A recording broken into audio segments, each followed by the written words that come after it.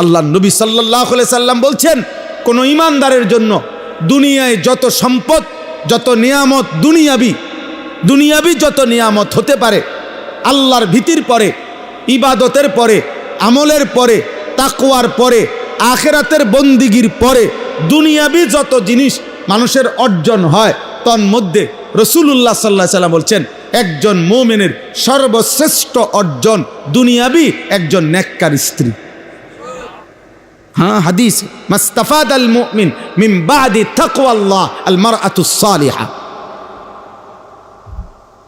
এক পবিত্রা, সতী, সাধ্বী, চরিত্রবান, নেককার, রবের সেজদা দেয়, মালিকের কোরআন পড়ে, নিজের ইজ্জতের হেফাজত করে, সম্ভ্রম রক্ষা করে, আব্রু রক্ষা করে, নিজের পর্দার গুরুত্ব দেয়। আল্লাহ নবী সাল্লাল্লাহু আলাইহি সাল্লাম বলছেন এটা কোনো মানুষের দুনিয়ার শ্রেষ্ঠ অর্জন।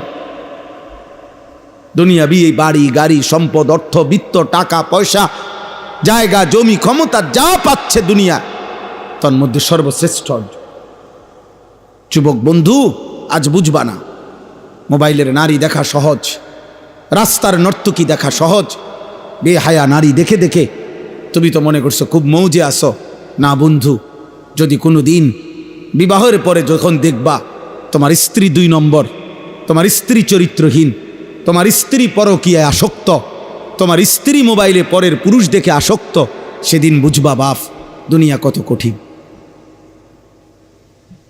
সেদিন আর আখিরাতের জাহান্নামের আগুন জ্বলতে হবে না, তোমার হায়াতে, তোমার কলিজার মধ্যেই জাহান্নামের আগুন জ্বলে উঠবে।